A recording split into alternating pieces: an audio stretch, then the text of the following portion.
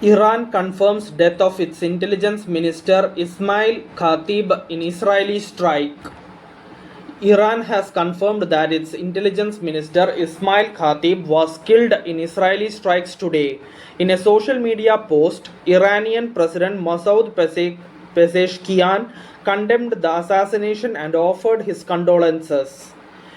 Earlier, Israel's defense minister Israel Katz had claimed that the Israeli military has killed Iran's intelligence minister Ismail Khatib. Announcing the development, he added that significant strikes are expected throughout the day on all fronts without providing further details.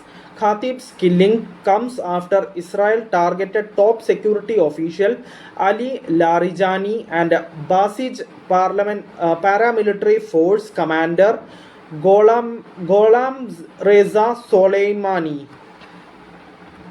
Thank you for listening. Thank you for watching. Thank you everyone. Bye.